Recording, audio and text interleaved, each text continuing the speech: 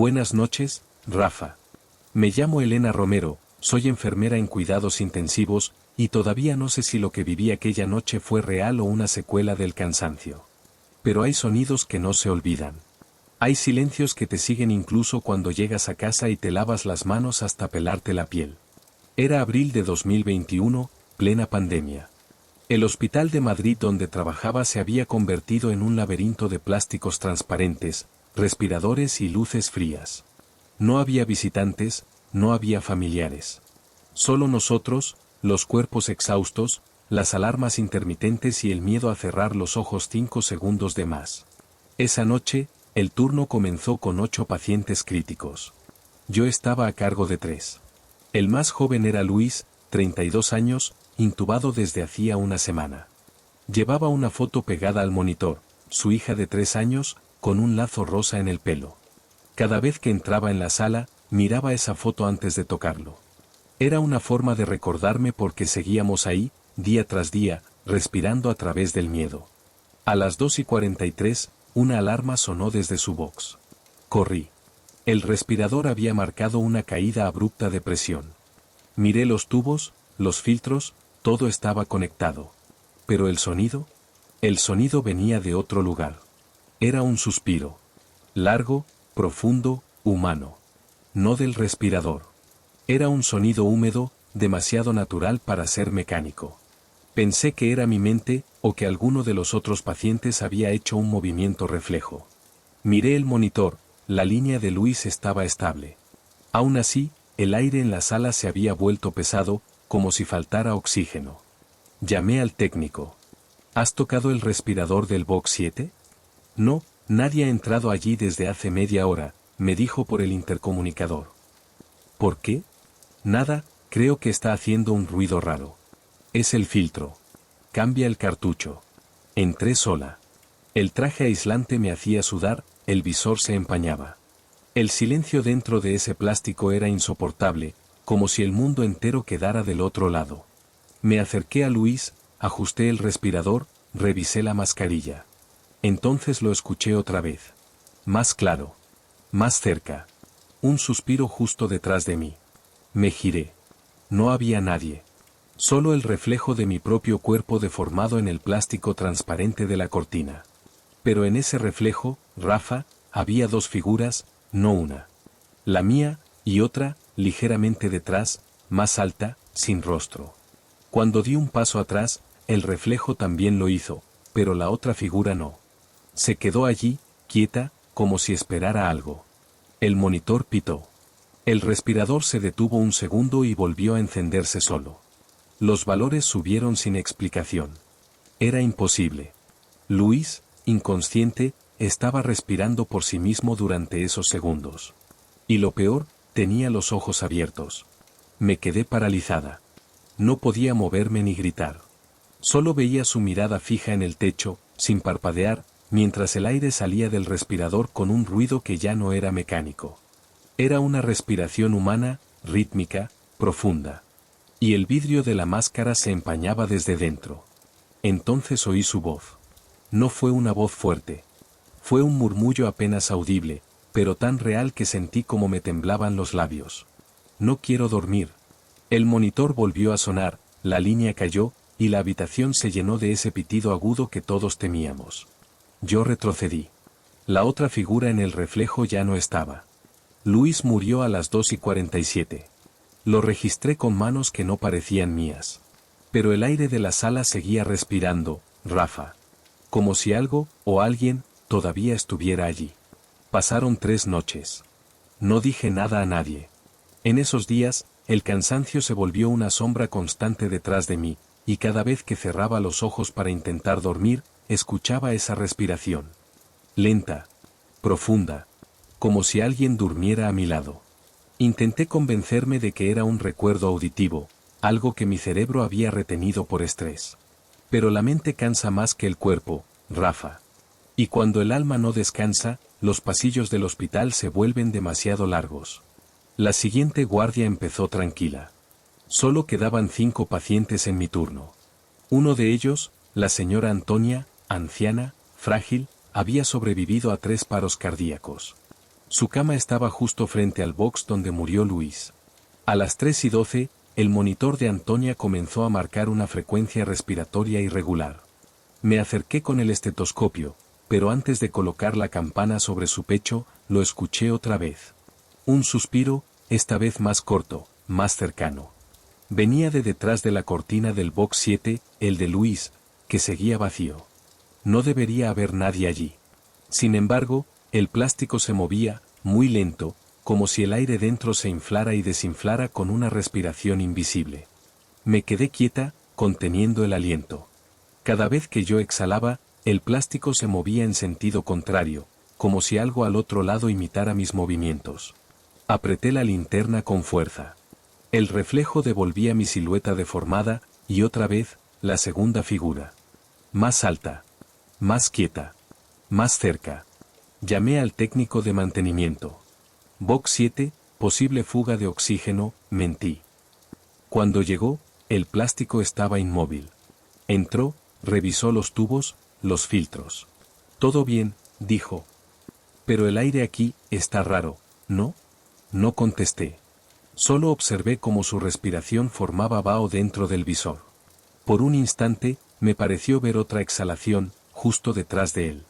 Esa noche, 3 enfermeras reportaron lo mismo. Sus respiradores personales registraban fluctuaciones en la presión sin motivo aparente. Era como si hubiera otra fuente de aire moviéndose entre nosotros. Al día siguiente, durante el cambio de turno, una compañera me contó algo en voz baja. ¿Tú sabías que el oxígeno del box 7 se activa solo a veces? ¿Cómo que solo? Le pregunté. Sí. Se enciende por unos segundos y luego se apaga. Como si alguien respirara desde dentro. No dormí ese día. Llegué a casa, cerré las cortinas, apagué el teléfono. Me prometí no volver a ese turno, pero el hospital estaba corto de personal. Y al caer la noche siguiente, ahí estaba otra vez, con el visor empañado y la sensación de estar siendo observada. A las 2:41, el pitido del box 7 volvió a sonar. El monitor, que debería estar desconectado, mostraba una línea débil, titilante. Me acerqué despacio, casi conteniendo la respiración. En la pantalla apareció un mensaje que nunca antes había visto en ese equipo. Inhale. Solo esa palabra. Luego la luz parpadeó y se apagó. Sentí una corriente fría pasarme por la espalda. Giré la cabeza, y detrás del plástico, en la penumbra, algo se movió. Una forma humana, pero sin contornos. Solo sombra y sonido. Un suspiro largo, profundo, idéntico al de aquella primera noche.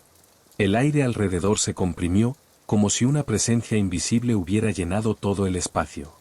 Entonces el detector de movimiento del pasillo se activó. Una luz blanca se encendió automáticamente y me cegó por un segundo. Cuando la vista se aclaró, vi marcas sobre el plástico. 5 huellas perfectas, a la altura del rostro. Como si alguien hubiera presionado una mano desde el otro lado, tratando de salir. No grité. No podía. Solo recé. Por él, por mí, por todos los que se habían ido solos con una mascarilla puesta. El aire olía a metal y a miedo. Apagué el monitor, cerré la cortina y me alejé sin mirar atrás. Pero antes de salir de la sala, escuché otra vez esa voz débil, ahogada, mezclada con el sonido del respirador. Esta vez no pedía nada. Solo dijo: gracias por quedarte. Desde aquella noche, Rafa, empecé a notar cada cosa extraña que pasaba. Pequeños detalles que no parecían importantes por sí solos, pero que juntos formaban un patrón. Monitores que se encendían sin estar conectados, respiradores que hacían ciclos aunque los tubos estuvieran vacíos, alarmas que sonaban a las 2:47, la hora exacta en que Luis murió. Era como si algo, o alguien, siguiera respirando dentro de esas máquinas, negándose a ser olvidado. Una madrugada de guardia doble, me quedé sola en la sala COVID. El resto del equipo había bajado al laboratorio, y yo me ofrecí a vigilar los boxes vacíos. Era casi las 3 en punto, y el silencio era tan espeso que podía escuchar el zumbido eléctrico de las lámparas.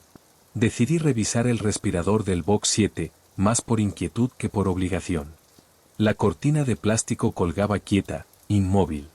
Sin embargo, el medidor de flujo mostraba 0.2 litros por minuto. Imposible. El sistema estaba desconectado de la fuente de oxígeno.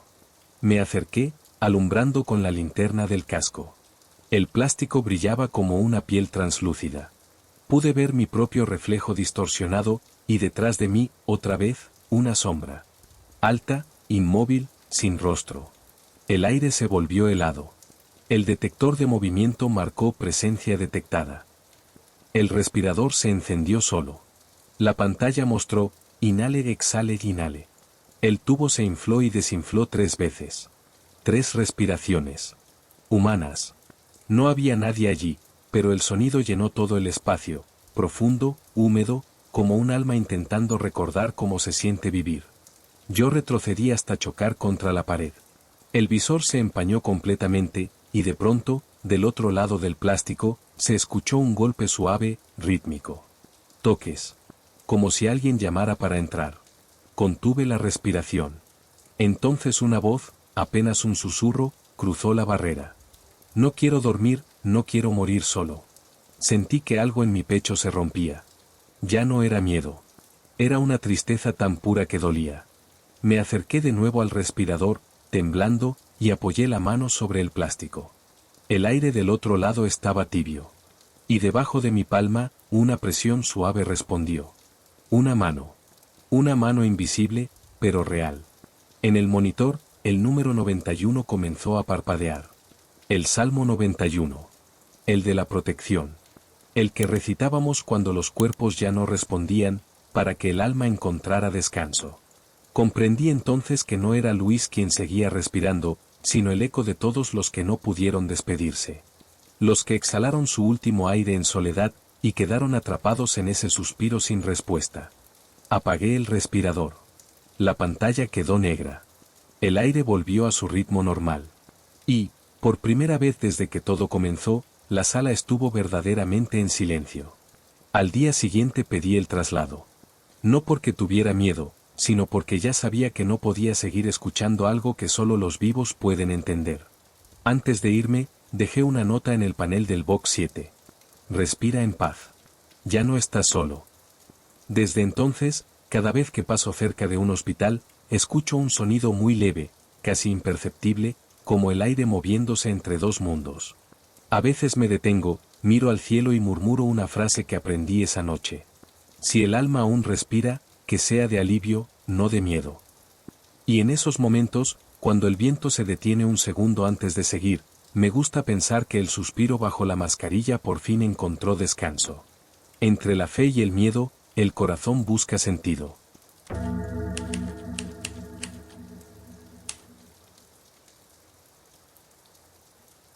Buenas noches, Rafa. Me llamo Lucía Andrade, y llevo más de 15 años trabajando como enfermera en un hospital público de Mendoza. No suelo hablar de lo que ocurre durante los turnos de medianoche. Hay cosas que no caben en un informe ni en una historia clínica. Pero esta carta no busca respuestas, solo dejar constancia de una noche que me enseñó que la muerte a veces escucha. El Hospital San Gabriel era un edificio viejo, de pasillos largos y luces que parpadeaban como si respiraran. Las ventanas siempre dejaban pasar un aire húmedo que olía a lluvia, incluso en verano.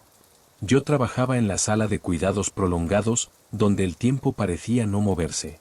Pacientes con pronósticos inciertos, camas silenciosas, monitores que marcaban la frontera entre la vida y algo que no entendíamos del todo. Mi rutina era simple: controlar los sueros, revisar signos vitales, registrar cada cambio. Pero había una habitación que siempre me costaba cruzar, la 312. Allí estaba doña Estela Godoy, una mujer de 79 años, en coma desde hacía más de un mes. Nadie la visitaba. Su ficha decía que tenía una hija, pero nunca apareció. Yo le hablaba mientras le cambiaba las sábanas o le humedecía los labios. Le contaba las noticias del pasillo, a veces hasta le leía fragmentos de un libro.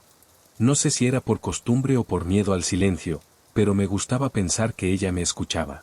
Cada tanto, cuando mencionaba su nombre, me parecía ver una leve contracción en sus dedos, algo pequeño, casi imperceptible. Esa noche, el turno comenzó tranquilo. Eran las 10:40. Las luces del pasillo se reflejaban en los cristales como hilos dorados, y el sonido del reloj de pared era lo único que marcaba el paso del tiempo. El resto de las enfermeras dormía en la sala de descanso, y yo me quedé revisando fichas. Afuera llovía.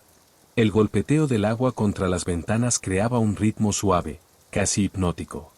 A eso de las 3, el monitor de la habitación 312 emitió un pitido agudo. El corazón me dio un salto. Corrí hasta allí con el estetoscopio en la mano. Doña Estela yacía inmóvil. La línea del monitor se había vuelto continua, una cuerda de luz sin pulso. Le tomé la mano, esperando un reflejo, pero nada. Su piel estaba tibia, no fría como suele estar tras el último aliento.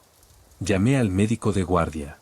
Confirmó el fallecimiento a las 3:02 y anotó en el registro, paro cardiorrespiratorio irreversible. Me pidió cerrar la ficha y preparar el cuerpo.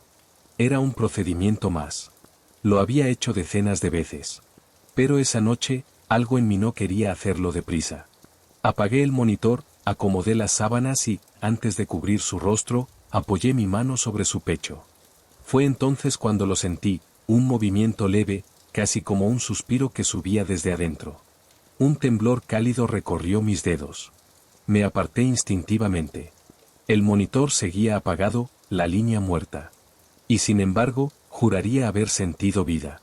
Miré el reloj, 3:14. A esa hora, el pasillo entero estaba en silencio. Solo el sonido de la lluvia, el reloj y mi respiración. Entonces percibí otro detalle, el aire cambió.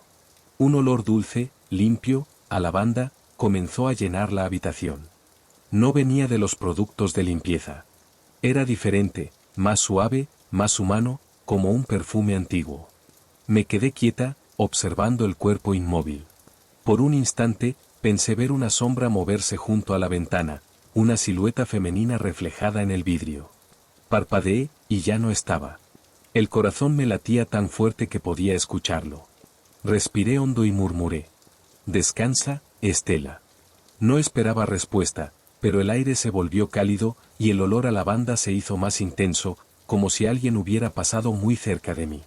El resto de la guardia fue un largo silencio. Cuando el médico se retiró, quedé sola con el cuerpo de doña Estela. Afuera la lluvia seguía cayendo, constante, como un reloj líquido. En ese momento me di cuenta de que el monitor, aún apagado, seguía emitiendo un sonido muy bajo, casi un zumbido. Me acerqué para verificar si era interferencia, pero no, era distinto, más rítmico. Aquel tono parecía acompasar mi respiración. Miré nuevamente la cama. Su rostro estaba tranquilo, los labios apenas entreabiertos, como si fuera a decir algo. La sensación era tan real que hablé en voz baja, sin pensar. «No se preocupe, doña Estela, ya puede descansar». Apenas terminé de decirlo, el zumbido se detuvo por completo. El aire, antes cálido, se volvió repentinamente fresco. Decidí cubrirla y encender una vela. No era parte del protocolo, claro, pero en ese hospital viejo nadie se extrañaba de los pequeños gestos de fe. Mientras la llama temblaba, me pareció ver una sombra deslizarse por la pared, avanzando despacio hacia la puerta. No era mi reflejo. La luz de la vela estaba frente a mí. Era una forma tenue, delgada, que se disolvió justo al llegar al marco. Respiré profundo, tratando de calmarme. Dejé la habitación, cerré la puerta y fui hasta la enfermería. Allí, la compañera de turno, Marta, estaba revisando el inventario. Me vio pálida y preguntó si todo iba bien. Le conté lo sucedido, sin adornos ni exageraciones. Ella me miró largo rato, y luego dijo algo que me dejó helada. «¿Lavanda, dices? Ese olor aparece cada vez que alguien se despide solo». Me quedé callada. Marta llevaba más de 20 años en ese hospital y había visto cosas que prefería no contar. Dijo que una enfermera, hace tiempo, usaba siempre perfume de lavanda. Se llamaba Rosa, y murió en un accidente camino al trabajo, una madrugada lluviosa. Desde entonces, algunas personas aseguraban sentir su aroma justo antes de que un paciente partiera. Decían que Rosa los acompañaba hasta el final, para que nadie muriera sin una presencia humana a su lado. Volví a la habitación 312. El olor persistía, aunque más suave. Dejé la vela encendida y anoté en el registro de turno lo esencial, sin mencionar nada de lo extraño. Paciente Estela Godoy. Fallece 3 y 2. Monitoreo finalizado. Procedimiento completo. Cuando entregué el parte a la supervisora, me pidió pasar los datos al sistema digital. Abrí la pantalla, ingresé la hora y el cursor se movió solo. Escribió, por sí mismo, 3 letras torpes, desordenadas, GRX. Intenté borrarlas, pero la pantalla se congeló. Minutos después, el sistema reinició y todo se perdió. Pensé que era un fallo eléctrico, pero no había cortes de luz. Fue justo entonces cuando escuché, proveniente del pasillo, el tintineo de una campanilla. Eran las campanas que se usaban antiguamente para llamar a las enfermeras desde las habitaciones viejas, antes de que se instalaran los timbres modernos. Solo había una aún conectada, la de la 312. Fui hasta allí, sin pensarlo. La vela seguía encendida, y la campanilla colgaba inmóvil. Me acerqué y la toqué, estaba caliente. Nadie más había entrado desde que cerré la puerta. Apagué la vela con cuidado y murmuré un Padre Nuestro. No sentí miedo, sino una calma profunda, una certeza extraña de que todo estaba en orden. Salí del cuarto, cerré la puerta, y justo cuando el pestillo encajó, una brisa tibia me rozó el cuello, como un soplo. No era el aire del pasillo, venía desde dentro. Esa fue la última noche que vi la habitación 312. A la semana siguiente, trasladaron a los pacientes de esa ala para remodelación. Nadie volvió a usar ese sector del hospital durante meses. Pero algo quedó. Cada madrugada, exactamente a las 3:14, el sistema de monitoreo central marcaba una breve interferencia, como si un equipo viejo intentara encenderse solo. Nunca encontraron la causa. Decían que eran ondas del clima, la tormenta, la humedad. Pero yo sabía. Sabía que, de alguna manera, la enfermera de la banda seguía allí, haciendo lo que siempre hizo, acompañar a los que se van. Pasaron casi 7 años desde aquella noche. Dejé el hospital al poco tiempo. No fue una decisión abrupta, más bien un cansancio que se fue acumulando. Después de tantos turnos, tantas despedidas, una empieza a sentir que el alma también necesita reposo.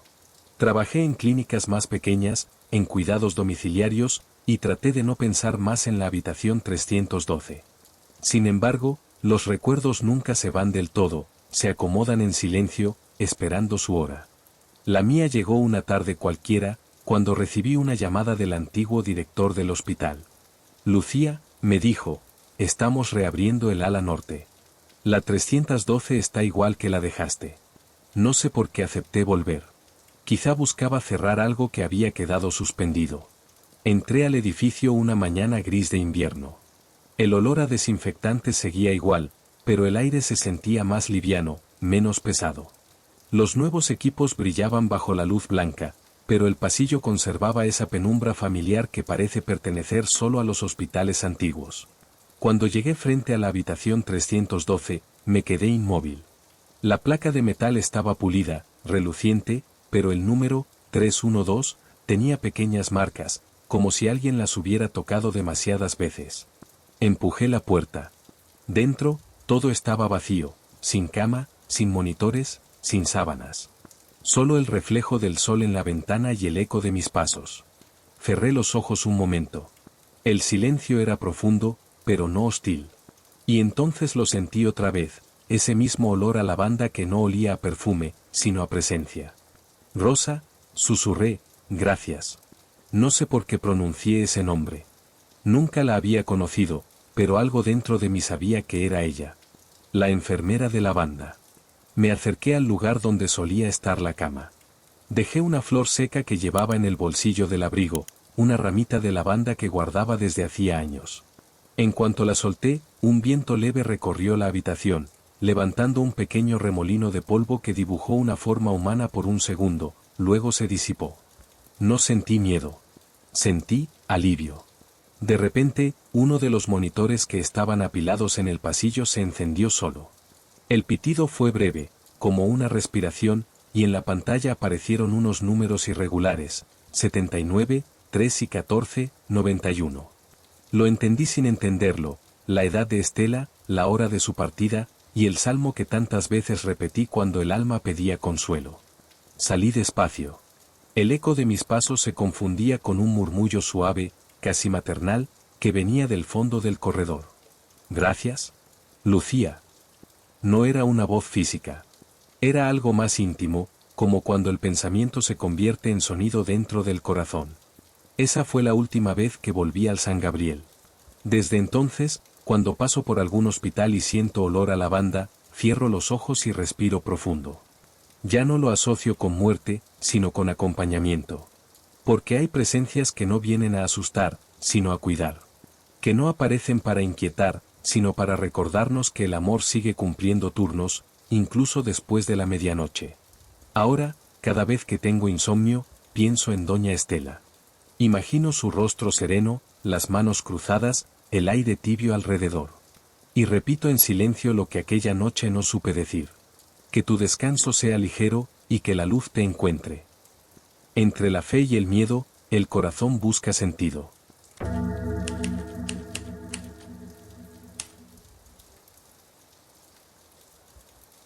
Soy María del Pilar Hernández, enfermera neonatal en el Hospital La Esperanza, en Bogotá. Hace años que trabajo con recién nacidos, y todavía me cuesta explicar cómo el silencio de una sala puede ser tan pesado como el llanto. Hay noches en las que el sonido de una incubadora apagándose deja un vacío que no llena ni la fe. Esa noche, el reloj marcaba las 2:27. El turno había sido tranquilo, sin emergencias, solo el rumor constante de las máquinas midiendo la fragilidad de la vida. En la unidad neonatal, cada ruido tiene un significado. Un pitido agudo puede ser esperanza, o puede ser despedida. Yo aprendí a escuchar los matices, a distinguir cuando el aire se vuelve más denso antes de una pérdida. La cuna número 5 estaba ocupada por un bebé prematuro, de apenas 890 gramos. Su madre lo había dejado al cuidado del hospital porque estaba grave también. Esa tarde, el pequeño no resistió. El médico firmó el acta, y yo misma lo cubrí con una manta blanca de algodón. Lo hice con la delicadeza con la que se toca un libro antiguo, sabiendo que no se volverá a abrir. El protocolo decía que debía apagar la luz de la incubadora y dejar la cuna vacía hasta la llegada del personal de morgue. Así lo hice. Pero cuando volví, 20 minutos después, la manta ya no estaba sobre la cuna. Estaba doblada con cuidado, puesta sobre la repisa, como si alguien hubiera querido dejar todo en orden. Pensé que otra enfermera había entrado. Fui a la central y pregunté si alguien había pasado por la unidad. Todas me miraron extrañadas, nadie se había movido del área de descanso. Una compañera incluso bromeó. ¿Otra vez tu fantasma maternal, María? Sonreí por cortesía, pero por dentro algo me dolía. Volví a la sala y el olor cambió. Hasta ese momento, solo olía a alcohol y desinfectante, pero ahora había un aroma suave, cálido, como a leche tibia. No sabría explicarlo, Rafa, era un olor que no pertenecía a ese lugar. Me quedé observando la incubadora vacía. Y entonces lo escuché, un arrullo bajito, como el que una madre canta cuando cree que nadie la oye. No venía de ninguna de las incubadoras activas. Las cámaras térmicas no registraban movimiento. Aún así, el sonido estaba allí, flotando entre los pasillos, tan real que me hizo contener el aliento. Me acerqué despacio, respirando con cuidado, como si temiera romper algo invisible. Cuando llegué junto a la cuna, vi algo que me hizo temblar. Una marca de mano, pequeñita, dibujada en el cristal empañado de la incubadora. Era imposible. El vidrio se limpia cada hora, y la sala se mantiene a temperatura constante, sin humedad suficiente para empañar. Sin embargo, la huella estaba ahí, perfectamente delineada. Coloqué mi mano encima, apenas tocando el borde, y sentí una tibieza que no debía existir. Me alejé unos pasos, sin perderla de vista. El arrullo continuaba, y aunque no podía distinguir palabras, el tono era de consuelo, no de tristeza. Había en esa voz algo que reconocí, aunque no sabía de dónde. Esa mezcla de ternura y dolor que solo una madre puede emitir. Tomé el registro de turno y anoté lo ocurrido, aunque dudé al escribir. Incubadora 5. Cuna vacía. Sonido no identificado. Huella visible. Sabía que al día siguiente me pedirían explicaciones, pero no podía fingir que nada había pasado. Apagué las luces para revisar con linterna y comprobar que nadie estuviera escondido. El reflejo del cristal me devolvió mi propio rostro, cansado, ojeroso, pero detrás de mí, apenas visible, vi una silueta femenina inclinándose sobre la cuna. No era sombra ni reflejo. Era más tenue, más clara, como una luz que respiraba. Y cuando giré para verla, ya no estaba. Esa noche apenas dormí. El arrullo seguía en mi cabeza, como si se hubiera quedado suspendido entre un pensamiento y una oración. Cuando amaneció, conté todo a la jefa de turno. Ella escuchó sin interrumpirme, solo asintiendo despacio, con la mirada fija en el suelo. Cuando terminé, se acercó a una de las ventanas y dijo en voz muy baja: «A veces, los que cuidamos también necesitamos ser cuidados, María». No entendí al principio. Entonces me contó algo que nunca había oído. Hace más de 20 años, una enfermera llamada Camila Duarte trabajaba en la misma unidad. Era conocida por su dulzura y por cantar nanas a los bebés cuando el turno se hacía largo. Un día, en una epidemia respiratoria, su propio hijo recién nacido fue internado allí. Camila siguió viniendo, pero ya no como enfermera, sino como madre desesperada. El pequeño murió en la misma incubadora que, décadas después, sería la cuna número 5. Desde entonces, algunas enfermeras aseguraban escuchar un canto en las madrugadas, sobre todo cuando un niño moría sin compañía. El rumor decía que Camila nunca se fue, que su alma se quedó velando a los que partían demasiado pronto. Yo nunca había creído en esas historias, pero lo que viví aquella noche no se parecía a ninguna casualidad. Durante las noches siguientes, el ambiente cambió. A las 3 en punto, el aire se volvía más cálido, y las máquinas parecían sincronizarse en un ritmo uniforme, como si una melodía invisible ordenara sus sonidos. Las enfermeras más jóvenes no notaban nada, pero yo sí. Podía sentir el instante exacto en que Camila entraba. No era miedo lo que traía, era ternura. Una ternura que dolía porque no pertenecía a este mundo. Una madrugada, me quedé sola revisando los registros de peso. Las luces eran bajas, apenas un resplandor azul. En ese silencio, oí claramente la voz. «No los dejes solos, María. Ellos sienten». La escuché detrás de mí, como si alguien me hablara al oído. Sentí el impulso de girar, pero algo me dijo que no lo hiciera. Me limité a responder, apenas en un susurro. «No los dejo, Camila. Lo prometo». El aire vibró, leve, como cuando pasa una corriente tibia cerca del cuerpo. Y entonces una de las incubadoras, la 5, se encendió sola. El panel marcó 37 grados exactos, temperatura ideal de un recién nacido. El sensor térmico captó algo dentro, una silueta pequeña, como un cuerpo envuelto en luz. Me acerqué despacio, con lágrimas en los ojos. No había nada físico allí. Pero la sensación era clara, casi tangible, alguien estaba siendo arrullado. Quise registrar el fenómeno, pero en ese momento todas las alarmas del sistema se reiniciaron. Las luces parpadearon, las pantallas se apagaron y encendieron de nuevo. El técnico de guardia no encontró ninguna falla. Todo volvió a la normalidad, salvo por un detalle. En la impresora de datos apareció una hoja en blanco con una sola palabra escrita en tinta tenue. «Mamá». Guardé esa hoja en mi cuaderno, sin mostrarla a nadie. Desde entonces, cada vez que un bebé muere en turno de noche, dejo una manta doblada sobre la cuna, igual que aquella vez. Lo hago en silencio, con respeto, como quien coloca una flor sobre una tumba. Y casi siempre, al amanecer, el olor a leche tibia vuelve. Una noche, la jefa me encontró mirando la incubadora vacía. Me preguntó si seguía sintiendo lo mismo. Le respondí que sí, pero que ya no me asustaba. Ella asintió y, sin decir más, encendió una pequeña vela sobre la repisa. «Camila nos recuerda lo que somos», dijo. «Cuidamos cuerpos, pero también almas». Desde entonces, en el hospital hay una regla no escrita. Cada vez que se apaga una incubadora, alguien debe quedarse junto a ella al menos un minuto. Un minuto de silencio, de fe, de presencia. No para los vivos, sino para los que aún buscan brazos que los sostengan un poco más. La madrugada del 17 de agosto marcó el fin de mi turno más largo. Había pasado toda la noche en la sala neonatal, acompañando a un pequeño que respiraba con dificultad. A las 4:12, su corazón se detuvo. El médico hizo todo lo posible, pero no hubo respuesta. Cuando se marchó, me quedé sola con el cuerpo diminuto, envuelto en una manta blanca. No lloré. No podía. Había aprendido a contener las lágrimas, no por frialdad, sino porque alguien debía sostener la calma cuando el mundo se detenía. Me acerqué a la cuna número 5, la misma de siempre. Dejé la manta doblada, con las manos juntas, y murmuré una oración corta. Señor, recibe a este pequeño. Y si alguien lo espera, que lo encuentre. El silencio era tan profundo que escuchaba el zumbido de las luces. Y entonces comenzó de nuevo, aquel arrullo suave, el mismo que había escuchado la primera noche. Esta vez no sentí miedo. El sonido era más claro, más humano, más lleno de amor que de tristeza. Me di la vuelta y la vi. Estaba allí, Rafa.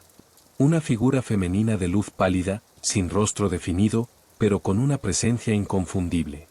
Sus manos parecían moverse en el aire, como si meciera algo invisible. Durante unos segundos, el tiempo dejó de existir. No había hospital, ni máquinas, ni dolor. Solo ese canto, tan dulce que dolía en el alma. Quise hablarle, pero las palabras se disolvieron en la garganta. Ella me miró, no con ojos, sino con una ternura que se siente sin ver, y dijo: Gracias, María. Ya no están solos. Después, la figura se inclinó sobre la cuna y sopló una brisa leve, como el aliento de quien despide con amor. El aire olió a leche y a lavanda al mismo tiempo. Y en un suspiro, desapareció. El monitor que estaba apagado se encendió brevemente, mostrando un valor imposible. 37 grados, frecuencia 91. La temperatura perfecta, el número del salmo que tantas veces recito en silencio cuando el corazón necesita fe. Me quedé ahí, sin moverme, hasta que la primera luz del amanecer se filtró por las ventanas. La ciudad despertaba, y la sala, tan llena de pérdidas, parecía ahora un templo silencioso. Los bebés que seguían vivos respiraban tranquilos. Y por primera vez en mucho tiempo, sentí paz. Horas después, al entregar el turno, conté lo sucedido a la jefa. Ella no me pidió pruebas ni explicaciones. Solo dijo: Camila ya puede descansar. Y tú también. Guardé la hoja con la palabra mamá en mi cuaderno y la llevo siempre conmigo. A veces, cuando la vida me pesa o la noche se alarga, la saco y la miro. No necesito más señales, sé que esa sala no está vacía. Hay amor allí, Rafa. Un amor que no muere, que sigue arrullando desde el otro lado del sueño. Y si alguien me pregunta si creo en fantasmas, respondo que no. Creo en madres. En las que están, y en las que se quedaron un poco más, solo para cuidar. Entre la fe y el miedo, el corazón busca sentido.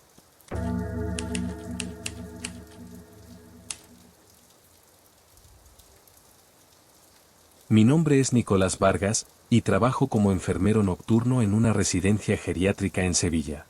Aquí la llaman residencia, pero en las madrugadas se siente más como un puerto silencioso donde los viejitos esperan el último barco.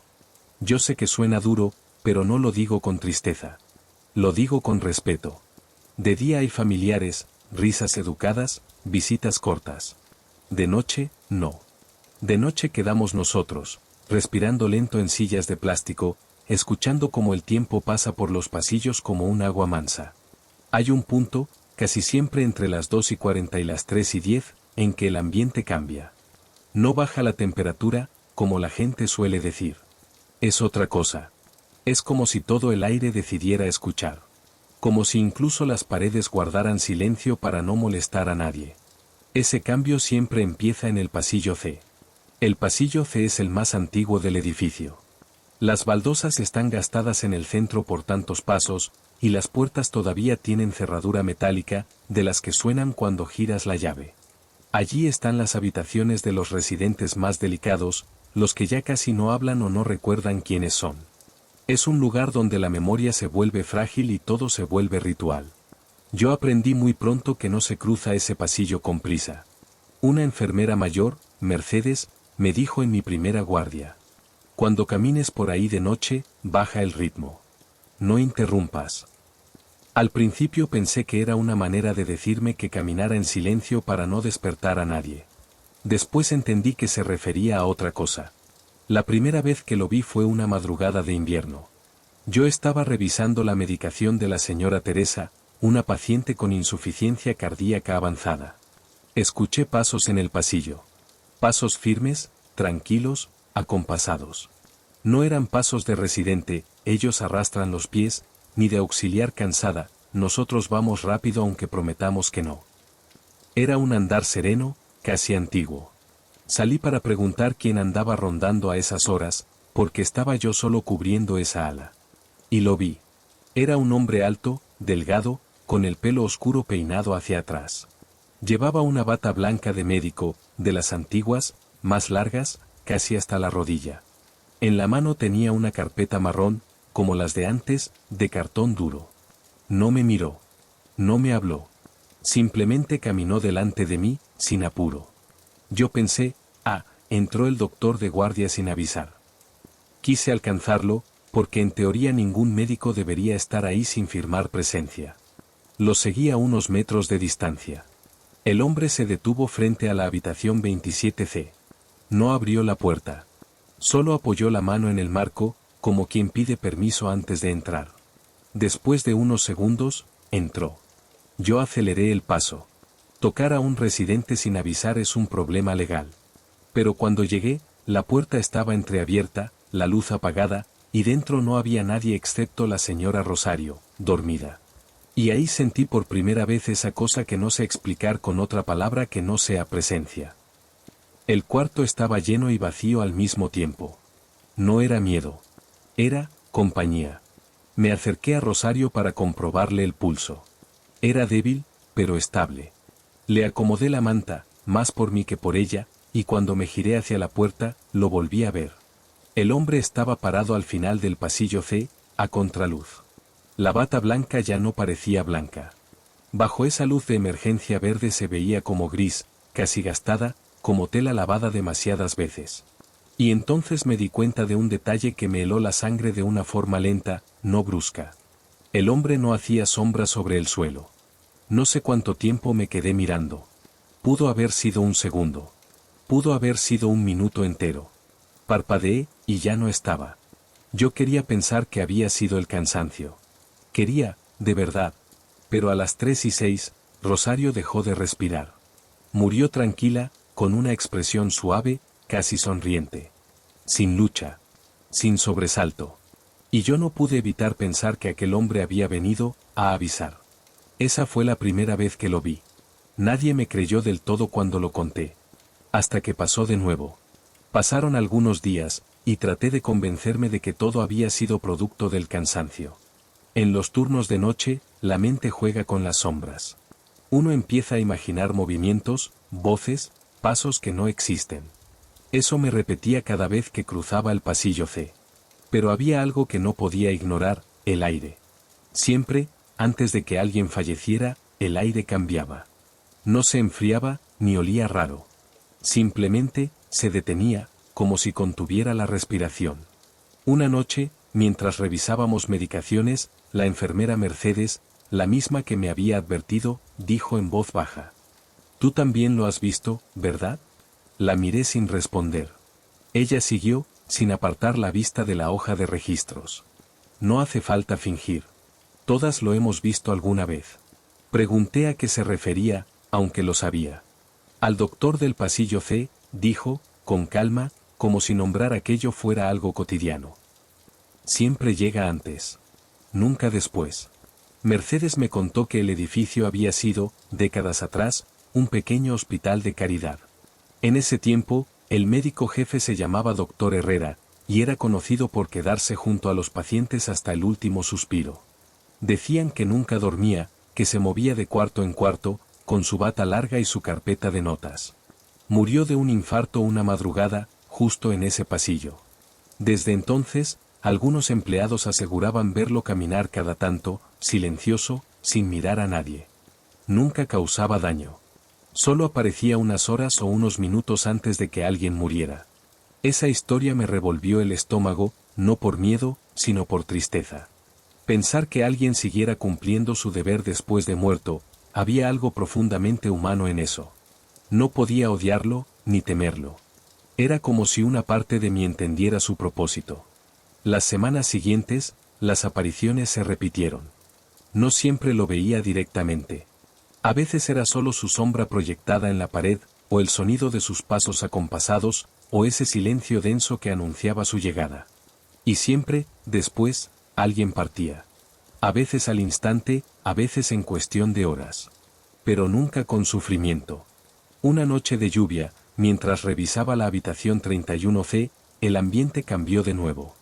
El reloj marcaba las 2:59. El aire se volvió tibio, inmóvil. Supe que venía. No sentí pánico. Más bien una mezcla de respeto y curiosidad. Entonces lo vi. Venía caminando desde el fondo del pasillo, la carpeta bajo el brazo. La luz de emergencia lo bañaba con un tono verdoso, y por un momento parecía completamente real, tanto que podría haber jurado escuchar el roce de su bata. Me aparté a un lado para dejarlo pasar. Y cuando estuvo frente a mí, el mundo se detuvo. No me miró, pero habló. Su voz era baja, antigua, como el crujido de papel viejo. No temas, hijo. Solo aviso. Pasó a mi lado sin tocarme, y una corriente cálida me recorrió el cuerpo. Entró en la habitación 31C. Dentro dormía don Ernesto, un hombre de 93 años que llevaba semanas sin despertar del todo. Vi cómo el doctor Herrera se acercaba a la cama, apoyaba la mano sobre su hombro, y se inclinaba. El monitor no marcaba nada anormal. Y, sin embargo, don Ernesto sonrió dormido. Una sonrisa leve, luminosa. Minutos después, el pitido plano del monitor llenó la habitación. El doctor salió y caminó hasta el final del pasillo. Ahí se detuvo. Giró levemente la cabeza, lo justo para que pudiera ver su perfil. Y aunque no tenía rostro definido, juraría que sus labios se movieron para decir algo que aún hoy me acompaña. Gracias por quedarte.